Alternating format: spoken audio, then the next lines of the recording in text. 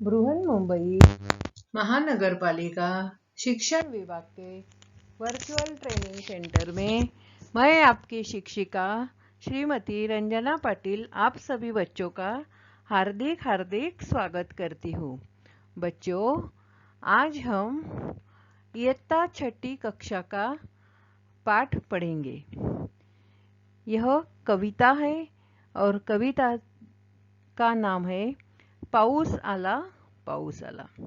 तर बाळांनो, आता आपण कवितेला सुरुवात करूया।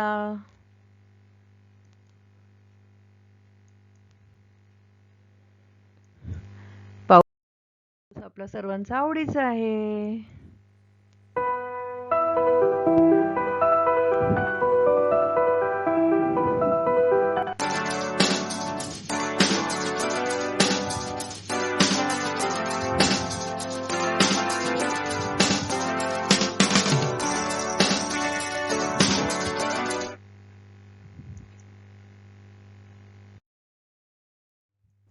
नमस्कार. बृहन्मुंबई महानगरपालिका वर्चुअल ट्रेनिंग सेंटरमध्ये मी आपले सहर्ष स्वागत करीत आहे. विद्यार्थी मित्रांनो, मी श्रीमती रंजना विनायक पाटील. आज आपण नवीन पाठाला सुरुवात करीत आहोत. तर बाळांनो, आजच्या आपल्या कवितेचं नाव आहे पाऊस आला पाऊस आला आणि याचे कवी आहेत विंदा करंदीकर. आणि विंदा करंदीकर यांनी अनेक बालगीतं लिहिलेली आहेत. त्यामधली ही कविता मी आपली शिक्षिका श्रीमती रंजना विनायक पाटील आज आपल्यासमोर ही कविता सादर करीत आहे. विंदा करंदीकर यांचं एक अतिशय सुप्रसिद्ध अशा ओळी आहेत.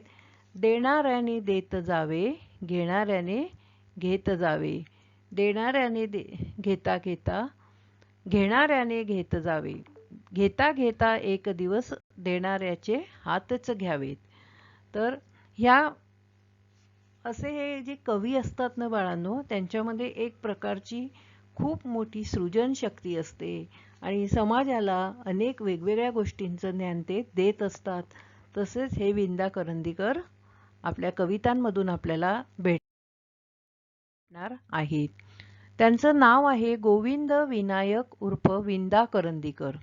यांचं जन्मशताब्दी वर्ष, त्यानिमित्ताने अवघा महाराष्ट्र या तत्वचिंतकाच्या साहित्याचं स्मरण, अभ्यास आणि आनंद घेऊ बघतोय. एखाद्याच्या साहित्यात विविधता असावी ती किती, सर्वव्यापी सर्वस्पर्शी यांचं विंदा हे एक समर्पक उदाहरण आहे. ते पिशी मावशी आणि तिची भुतावळ या त्यांच्या बालकवितेतून कुठेतरी आहे नाहीच्या बेचकीत सापडलेल्या आपल्या भूत नावाच्या काल्पनिक सत्याला भेटवून आणतात. तर कुठल्याशा ती जनता अमर आहे सारख्या कवितेतून ते श्रमिकांच्या पीडितांच्या जीवनाचं प्रतिबिंब दाखवून देतात. प्रेम कविता हा तर त्यांचा आवडता विषय आणि त्या तर ते लिहितातच, पण त्याही निर्भीडपणे कुठल्याही पापाचा स्पर्श त्या शब्दात जाणवत नाही. तर्काच्या सहाय्याने जीवनाकडे बघणारा तो निळा पक्षी सारखी कविता सुद्धा त्यांनी लिहिलेली आहे. तर असे हे विंदा करंदीकर त्यांनी अनेक प्रकारची व्यक्तिचित्र सुद्धा आपल्या लेखनातून उभारलेली आहेत. त्यापैकी धोंड्या नावी हे एक अत्यंत सुंदर असं व्यक्तिचित्र कवितेतून त्यांनी उभारलेलं आहे. जीवनाचं गोजिरवाणं रूप त्या शब्दातून ते व्यक्त करत असतात. आता आपल्याला आज जी कविता आपण आता बघणार आहोत त्या कवितेचं नाव आहे पाऊस आला पाऊस आला. ऐन दुपारी विजा चमकल्या, कडाड कडकड भणाण वारा, जिकडे तिकडे गारा वारा. तर पाऊस आल्यानंतर आजूबाजूच्या वातावरणात जे काही बदल घडतात ते बदल या ठिकाणी कशा प्रकारे झालेले आहेत ते आपण बघायचे आहेत. तर पाऊस आला हे एखादं कोकणातलं गाव आपल्याला दिसतंय. तर या अचानक जेव्हा पाऊस येतो दुपारच्या वेळेस, तेव्हा वातावरणात बघा कशी सर्वांची फजिती होते आणि लहान मुलांना मात्र काय असते, मज्जा असते तुमची, नाही का? मज्जा वाटते की नाही पाऊस आला म्हणून. तर हे बघा ती मुलगी दिसते बघा कशी मस्तपैकी छत्री घेऊन ती बाहेर पडलेली आहे. वरून तिने रेनकोट पण घातलेला आहे आणि तिचे शूज सुद्धा घातलेले आहे आणि ती एन्जॉय करते पावसाचं. मस्त पावसात काय काय बदल झाले ते. तर तेच वर्णन आपण आता या कवितेमध्ये बघणार आहोत. पाऊस आला, पाऊस आला, ऐन दुपारी विजा चमकल्या. तुम्हाला माहिती आहे की पाऊस आल्यावर काय होतं, विजा चमकतात आणि आवाज पण येतो. विजा नुसत्याच चमकत नाही, ढगांचा गळगळाट येतो आणि कडाड कडकड भडाण वारा, वारा सुद्धा अगदी असा रौद्र रूप धारण करून वाहत असतो. जिकडे तिकडे गाराच गारा, सगळीकडे गारा. गारा म्हणजे काय तर जेव्हा खूप मोठा पाऊस अतिवृष्टी होत असते त्यावेळेस बर्फाचे असे छोटे छोटे तुकडे पण पडतात, त्याला गारा असं म्हणतात. तर म्हणजे आकाशातून पडणारे बर्फाचे लहान लहान गोळे, त्यांना गारा असं म्हणतात. तर या गारा सुद्धा पडायला लागलेल्या आहेत, असं कवी इथे वर्णन करीत आहेत. आता पुढे कवी काय म्हणतात, पाऊस आला, पाऊस आला, दिवाळीतला खचला किल्ला, बुंकत सुटली सगळी कुत्री आणि आजोबांनी शिवली छत्री. आता हे बघा इथे दिसत आहेत की हा किल्ला जो आहे तो पावसामध्ये काय झाला, खचलेला आहे आणि त्यांचा तो आवाज बघून हा सगळा आवाज जो काय वातावरणात हे आहे, तर हे कुत्री सुद्धा काय करतायत की इथे भुंकायला लागलेली आहेत. आणि या कुत्र्यांचा जो आवाज आहे बघा, या कुत्र्यांच्या आवाजाने काय होतंय, वातावरणात एक प्रकारचा भयानपणा आलेला आहे. आणि आजोबांनी काय केलं की आपण ह्या पावसाचं वातावरण बघून छत्री शिवायला काढलेली आहे. इथे बघा आजोबा दिसत आहेत आपल्याला, ते छत्री शिवतायत. तर बघा पहिल्याने ज्यावेळेस पाऊस सुरू होतो तेव्हा अशीच गडबड गोंधळ होत असते. अजून काय काय गोंधळ झालाय तो सुद्धा आता आपल्याला पुढच्या याच्यात बघायचा आहे, पुढच्या कडव्यांमध्ये. तुम्ही असा हा किल्ला बघा, त्या मुलांनी सुद्धा असा दिवाळीमध्ये किल्ला करून ठेवलेला असेल, तर तो किल्ला सुद्धा इथे या पाण्याबरोबर वाहून जाताना आपल्याला दिसत आहे. आता बघा पुढच्या चित्रामध्ये आपल्याला अजून काय दिसतंय, तर पाऊस आला आणि त्यात काय झालं की उशीर झाला आणि त्यात घोटाळा असा झाला की बाबा निघाले होते ऑफिसला. त्यात पाऊस आला, पाऊस आला, उशीर त्यातच हा घोटाळा. बाबा गेले करीत चडफड, आईचेही भिजले पापड.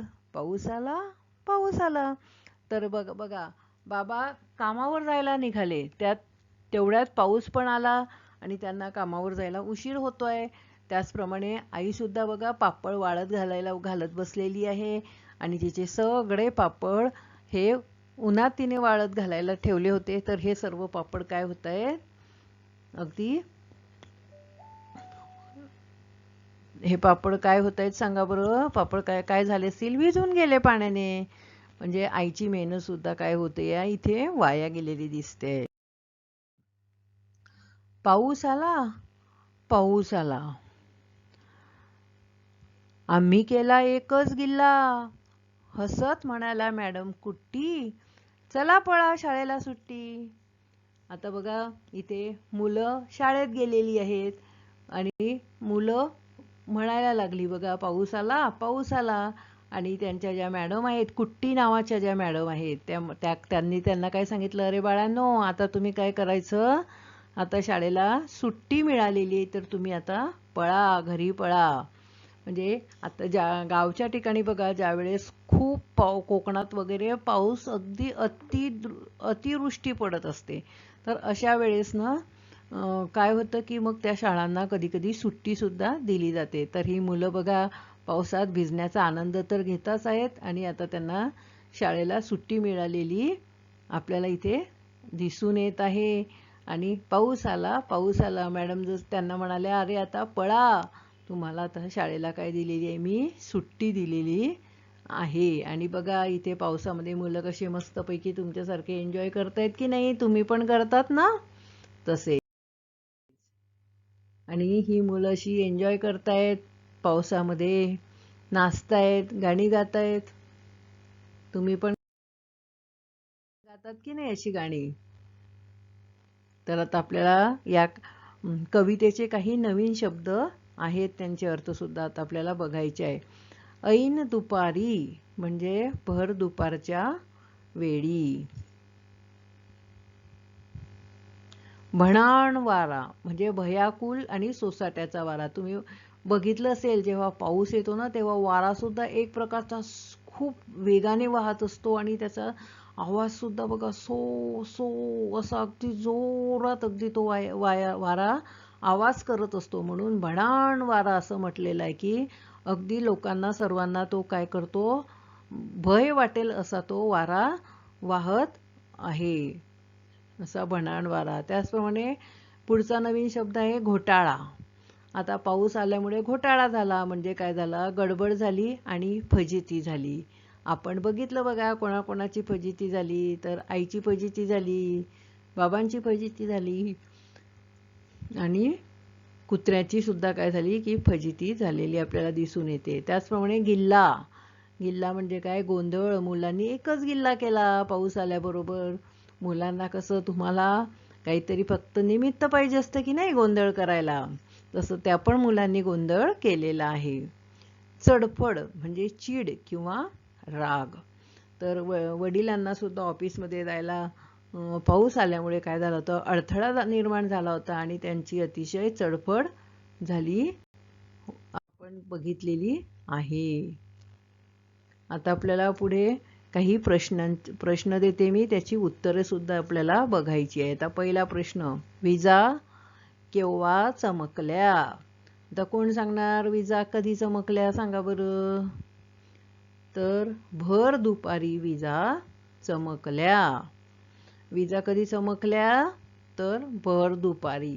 म्हणजे असं काही नाही की पाऊस फक्त संध्याकाळीच पडतो. पाऊस कधी पण पडतो, कधी सकाळी पडतो, कधी दुपारी पडतो, कधी संध्याकाळी पडतो, तर कधी रात्रभर सुद्धा तो पडत असतो.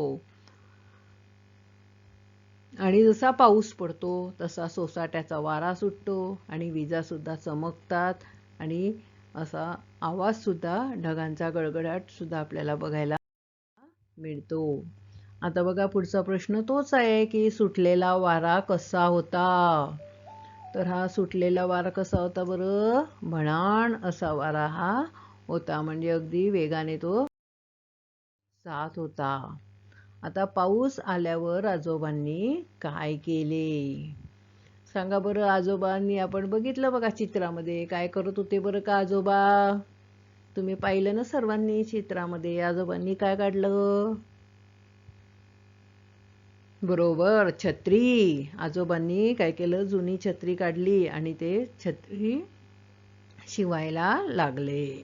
बरोबर. आलेल्या पावसामुळे बाबांची चडफड का झाली? तर हा जो पाऊस आला होता त्यामुळे बाबांची चडफड का झाली? तर बाबांना एकतर कामावर जायचं होतं आणि पाऊस आल्यामुळे काय, तुम्हाला माहितीच आहे की पाऊस आला की काय आपल्याला रेनकोट, छत्री वगैरे सगळं काहीतरी घेऊन जायला लागतं की नाही. तर त्यामुळे अगोदरच उशीर झाला होता. त्यात आता अचानक पाऊस आल्यामुळे त्यांचा खोळंबा झालेला होता, त्यामुळे त्यांची चडफड सुरू झाली होती.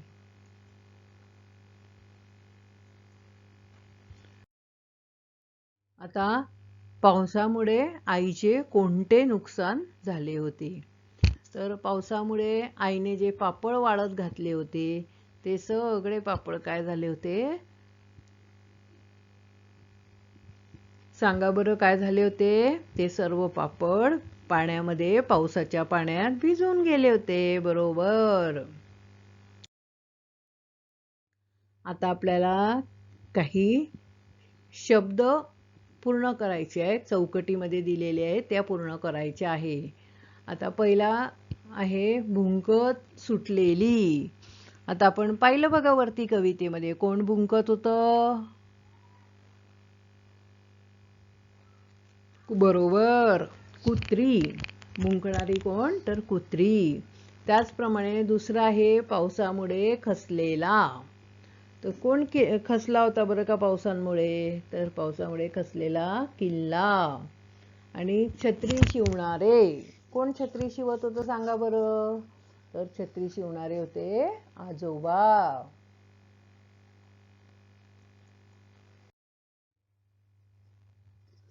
आता पुढे आपल्याला विरुद्धार्थी शब्द लिहायचे आहे. विरुद्धार्थी शब्द आला. आल्याच्या विरुद्धार्थी शब्द गेला. आपण म्हणतो ना तो आला आणि त्याच्या विरुद्धार्थी म्हणजे तो कुठेतरी दुसरीकडे जातो त्याला म्हणतो आपण गेला. तर आल्याचा समानार्थी विरुद्धार्थी शब्द गेला.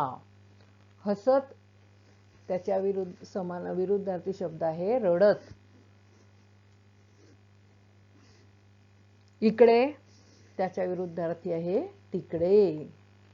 आता तुम्हाला हे विरुद्धार्थी शब्द समजले का बाळांनो? तुम्ही तुमच्या वहीमध्ये सुद्धा हे प्रश्न लिहून घ्या. आता पुढे जसे आपण विरुद्धार्थी शब्द बघितले तसे आपल्याला समानार्थी शब्द सुद्धा बघायचे आहे. बाबा, बाबाचा समानार्थी काय आहे? पिता.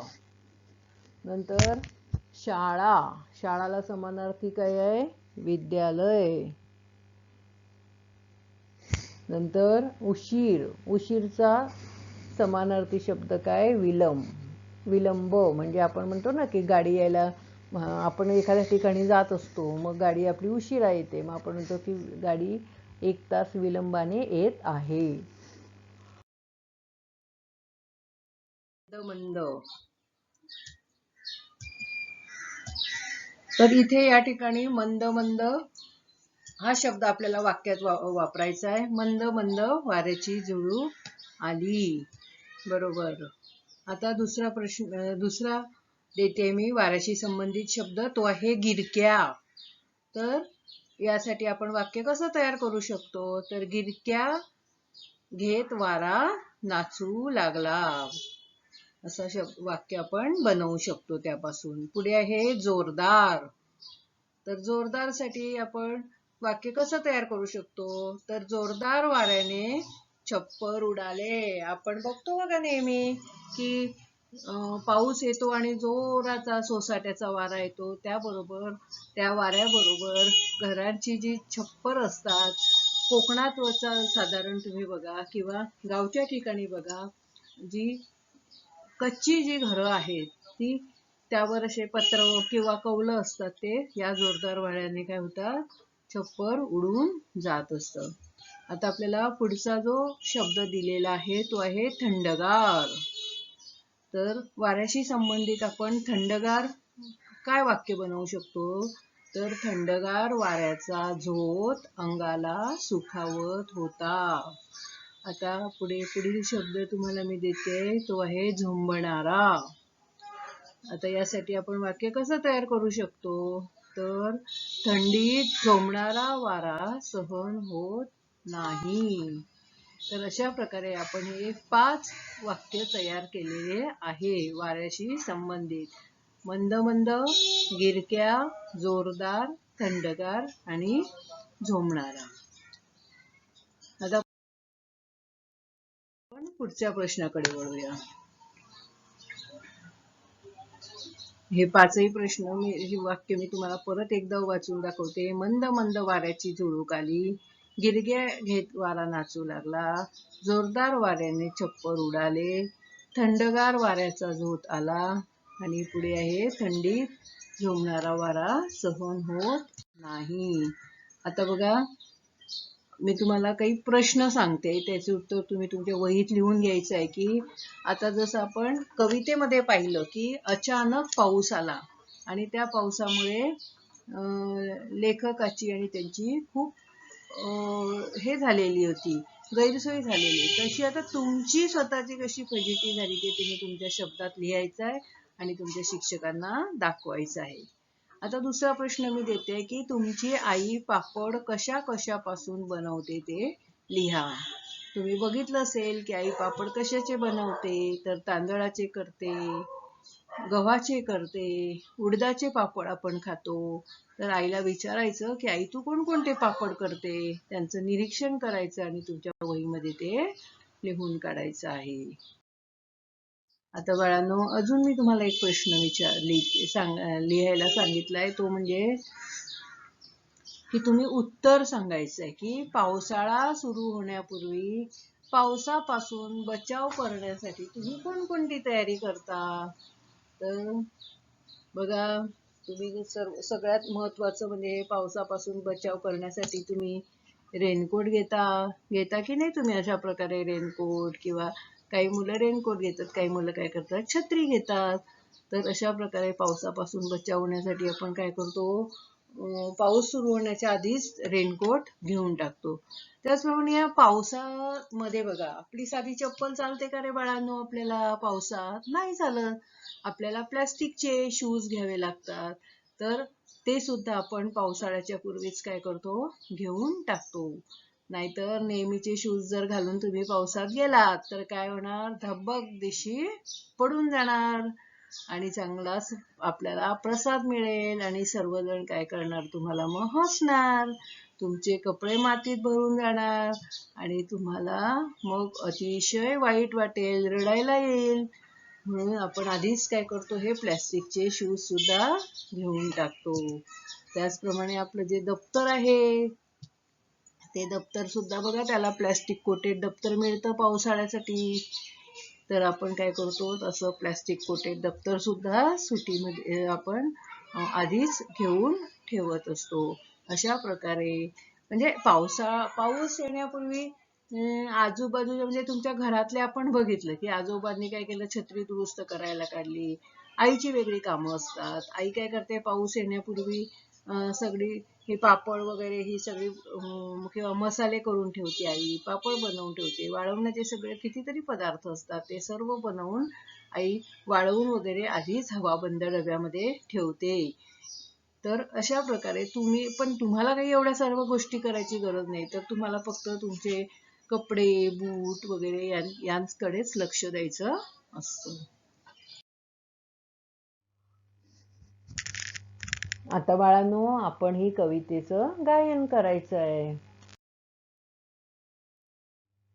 पाऊस आला, पाऊस आला, ऐन दुपारी विजा चमकल्या, कडाळ कळकळ भणाण वारा, जिकडे तिकडे गाराच गारा. पाऊस आला, पाऊस आला.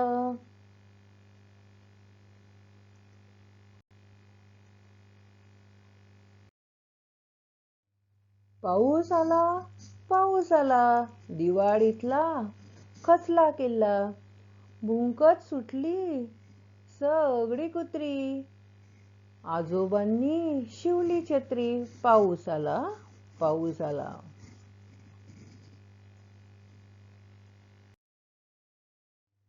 पाऊस आला, पाऊस आला, उशीर त्यातच हा घोटाळा, बाबा गेले करीत चडफड, आईचेही भिजले पापड.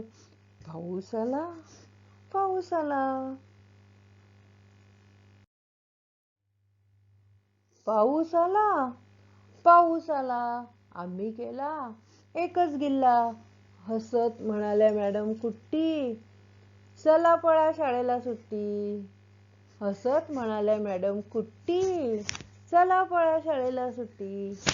पाऊस आला, पाऊस आला. तर बाळांनो, आपण ही कविता आता म्हटलेली आहे. तुम्ही सुद्धा ही कविता पुन्हा पुन्हा म्हणायची आहे, कविता पाठ करून टाकायची आहे. तुमच्या आवडीची कविता आहे.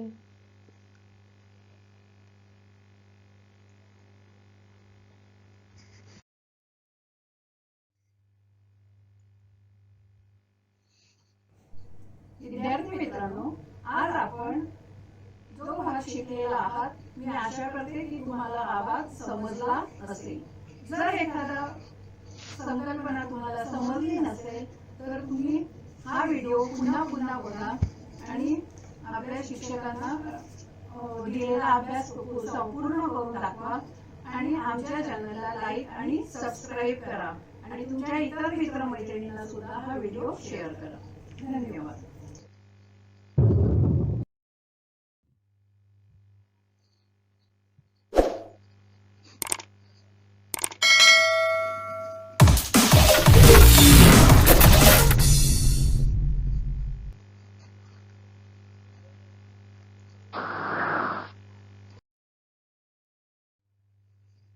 बृहन्मुंबई महानगरपालिका शिक्षण विभाग आपल्यासाठी असेच नवनवीन शैक्षणिक व्हिडिओ घेऊन येत आहे. बाळांनो, आपण आता हा व्हिडिओ पूर्ण पाहिलेला आहे.